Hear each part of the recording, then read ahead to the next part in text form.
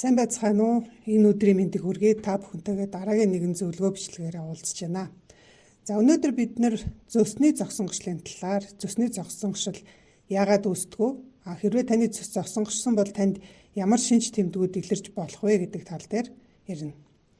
За тэгэхээр таны цэс шингэн байх ёстой. Гэтэл тодорхой хэмжээгээр өтгөрөөд энэ нь цэс ялгаруулах замд саад болоод цэс ялгаруулах зам бөглөрсний улмаас таны цэс хоол боловсруулахаар тухайлах юм бол өөх тосоо боловсруулахаар 12-3 гэц рүүгээ орч чадахгүй байгаа энэ эмгэгийг цэсний зогсонгошил гэж хэлээд байгаа.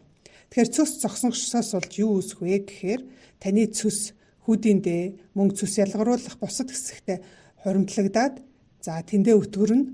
Тэрнээс гадна таны цэс 12-3 гэц рүү орж ирж өөх тосоо задлж чадахгүй байгаагаас болоод хоолыг боловсруулах улмаар хоолыг шингээх үйл ажиллагаа нь алдагддаг байна.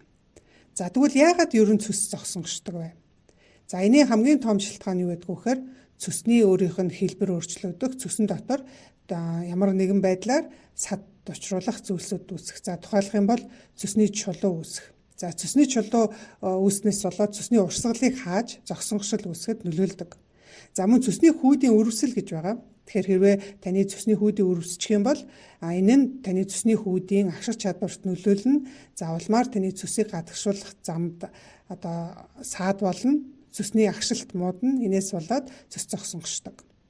За цэснээс гадна илгэний өвчлөлүүд. За тухайлах юм бол илгэний B, C, D вирусын халдварын үед, за мөн илэг хатуурлын үед, илэг өөхлөлтийн үед ч гэсэндээ ерөнхийдөө цэс зогсонгошиж болдог. Тэгэхээр илгэний үйл ажиллагааны доголдлоос болоод цэсний урсамтгай чанар муудаад энэ нь цэсний зогсонгошлыг үүсгэдэг. За тэрнээс гадна нойр улчирхай өрөвсөл.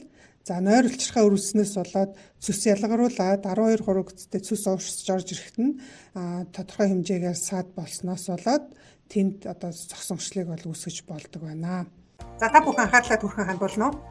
Цэсний өтгөрлөө эмгүү хангаая гэсэн сэдвтэй сургалт 3 сарын 24-өөс 28-ны өдрүүдэд нийт 5 хоногийн туршид онлайнаар явагдана. Та энэхүү сургалтаараа өөрийнхөө цэсний асуудал яагаад үүссэн бэ гэдэг учир шалтгаанаа мэдэж авна. За тэгээд цэс хөөх, цэс шингэрүүлэх үйлчилгээтэй хоол хүнсээ зөв сонгож сурна. За мөн цэсний зогсонгошлыг арилгах дасгал хөдөлгөөн, амьсгалын дасгал, за мөн цэс зовирлж байгаа үед хийх илгэгийг хийж сурцгаана. Мөн цэсний асуудалтай хүний өдөр тутмын амьдралдаа хэрэгжүүлэх ёстой дэглэмүүдийг та бүхэн мэдэж авна. Цэсний хүүдийн өрөвсөн байгаа тохиолдолд өрөвслөө дарах эмгүүгээр ангаах нөхөн сэргээх эмчилгээний талаар бас танилцсана. За сургалтын бүртгэл маань эхэлчихсэн. 3 сарын 15 хүртэл үндсэн төлбөрөөс 20% хөнгөлөлттэй бүртгэл явагдаж байгаа. За ингээд та бүхэн амжаад бүртгүүлээрэй. За удахгүй сургалтаар уулзцгаая. За энэ хоол боловсруулах эрхтэн тогтолцооноос гадна бас дааврын солилцоо бол ихээр нөлөөлдөг. Тухайлах юм бол эмэгтэйчүүдийн хувьд бол эстроген дааврын ялгаралт ихсэх. За энэ нь ямар үед ихсдэг вэ гэхээр тухайлах юм бол жирэмслэлтийн үед бол ихсчээдэг. За тэгэхээр жирэмслэлтийн дараа эмэгтэйчүүдийн хувьд цэсний зогсонгошлоос үүдэлтэй тэгээд дээр нь цэсний шулуу үүсэх, цэсний хүүдийг ахуулах юм асуудлууд бол түгээмэл байдаг нь тэр эстроген дааврын өөрчлөлтөөс бол ихээхэн нөлөөлдөг байна. За мөн бодисын солилцооны доголдлууд болох чихрийн шижин, бамбаа булчирхай эмгэгүүд, за тэрэн дотроо бамбаа булчирхай шүүрэл багталт бамбааны дутагдал гэж ярьдаг. Тэгэхээр энэ үед бас мөн цэсний зогсонгошил үүсэх нэг гол шалтгаан болдог. За хэрвээ таны цэс зогсонгошсон бол танд ямар шинж тэмдэг илэрч болох вэ? За хамгийн түгээмэл нь болохоор баруун хавирган доор хөндөрлөх, унжих, чилэх, за мөн далны ойролцоо өвдөх ийм зовирууд бол илэрдэг.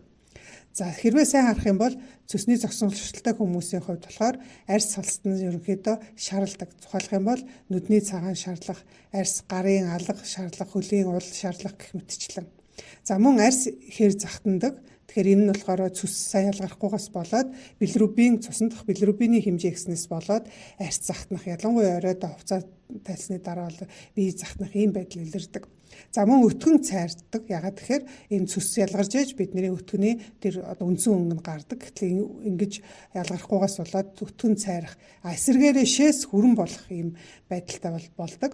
За мөн өөрт мэдрэгдэх шинж тэмдэгт бол хамгийн түгээмэл нь болохоор дотор муухаарах, агиулах, бөөлжих, хэхрүүлэх, хоолны дуршил, буурах гэх мэтчлэн иймэрхүү шинж тэмдгүүд илэрч болно. Тэгэхээр хэрвээ танд ийм шаналгаа байгаа бол ийм шинж тэмдэг илэрч байгаа бол та оршоо тавилахын тулд мэдээж эмнэлэгт хандаарай.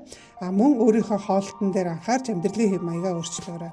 За ингээд дараагийнхаа бичлэгээр уулзтлаа. Түр баяртай. Цөсний өтгөрлөө эмгүү ангаацгаая.